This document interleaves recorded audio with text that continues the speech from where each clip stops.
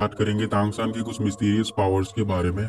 उससे पहले तांगसान की 3 मेन एबिलिटीज के बारे में थोड़ा बता देता हूँ। जब भी तांगसान लड़ता है तब वो ब्लू सिल्वर एम्परर स्पिरिट का ही यूज करता है, जो उसे अपनी माँ से मिला था।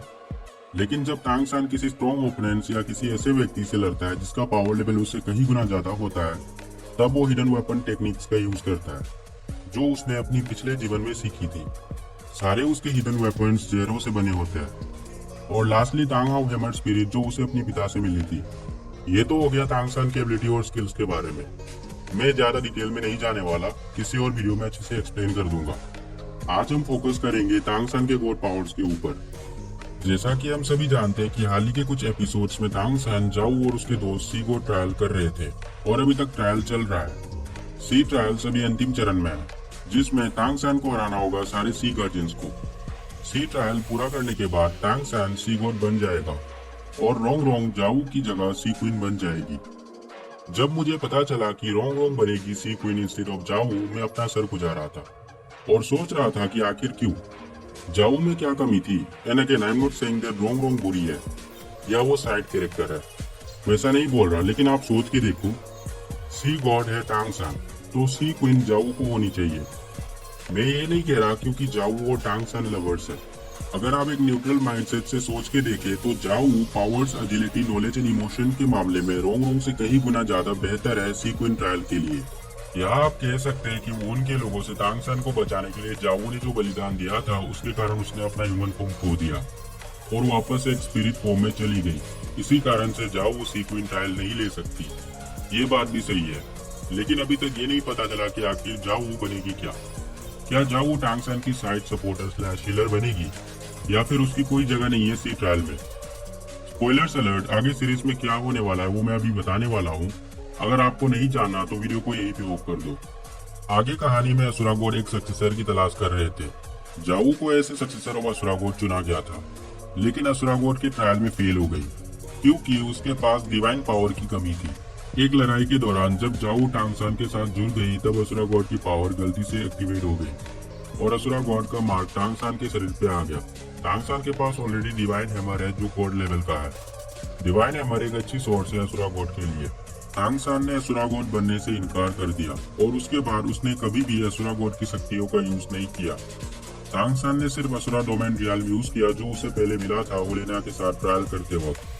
जो असुरा डोमेन रियल है वो असुरा गॉड की 1% पावर भी नहीं है। असुरा डोमेन रियल ने कई बार तांगसान के एनिमीज को हराने में मदद की है। जब किसी व्यक्ति को सी गॉड या असुरा गॉड के रूप में चुना जाता है, तब उस व्यक्ति को पावर्स और बुद्धि के साथ उस गॉड का स्वभाव और व्यवहार भी मिलता है। For example see god form में तांगसान का जजमेंट एनिमीज के प्रति सॉफ्ट हो जाता है। वो किसी को तुरंत नहीं मारेगा, तांगसान उसे उसके पापों का प्रायश्चित करने का मौका देगा। जबकि असुरा गॉड फॉर्म में अगर किसी व्यक्ति ने तांगसान के साथ कुछ बुरा किया है, तो तांगसान उसे उसके पापों का प्रायश्चित करने का कोई मौका नहीं देगा, बल्कि उसे तब तक टॉर्चर करेगा जब तक वो खुद को ही मार नहीं लेता। यही कारण है कि तांगसान असुरा गॉड नहीं बनना चाहता। एपिसोड 190 में हमने देखा कि तांगसान असुरा डोमेन रियल्म, जो कि 1% पावर भी नहीं है असुरा गॉड का, वो यूज करके सी गार्जियन से लड़ रहा था, जिसमें तांगसान ने ऑलमोस्ट अपना आपा खो दिया था जाऊ को हर्ट होते हुए देख के। हालांकि तांगसान को पहले से ही पता था कि वो सब एक इल्यूजन है। अब आप सोच के देखो, अगर तांगसान उस वक्त असुरा गॉड होती तो स्थिति क्या होगी। वो बात अलग है कि तांगसान असुरा गॉड के पावर को यूज नहीं करना चाहता है, लेकिन आप सोच के देखो, इमेजिन करो, आगे एक समय आएगा जब उसे असुरा गॉड बनना ही होगा। बाद में जब तांगसान असुरा गॉड बन जाएगा, तब जाऊ उसकी जगह ले लेगी और कुछ समय के लिए सी गॉड बन जाएगी।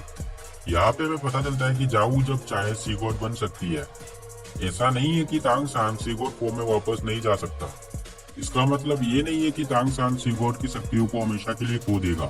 तांगसान अभी भी जब चाहे सी गॉड पावर को यूज कर सकता है, लेकिन उसे एक समय में या तो सी गॉड फॉर्म या असुरा गॉड की शक्तियों का इस्तेमाल करना होगा। सोल लेन के एक चैप्टर में तांगसान ने अपनी सी गॉड और असुरा गॉड फॉर्म को फ्यूज किया, जिसके कारण उसने अपना लेफ्ट हैंड ऑलमोस्ट गवा दिया था।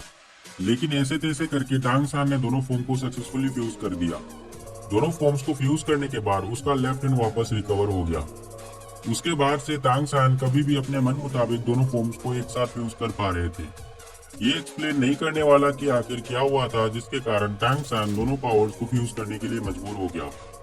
अगर मैंने सब कुछ बता दिया तो बाद में मजा नहीं आएगा एनिमे सीरीज को देखने में। बाकी आपसे एक क्वेश्चन पूछना चाहूंगा कि अगर आप तांग सान की जगह पर होते तो कौन सी पावर को चूज करता? अगर मैं होता तो असुरा गॉड की पावर को चुनता। इसलिए नहीं क्योंकि असुरा गॉड देखने में कूल एंड स्ट्रॉन्ग है, हाँ वो भी एक रीजन है, but the main reason is the way he जजेस समवन। असुरा गॉड जिस मेथड का यूज करता है किसी को पनिश करने का, वो बहुत ज्यादा ही मेरे को पसंद है।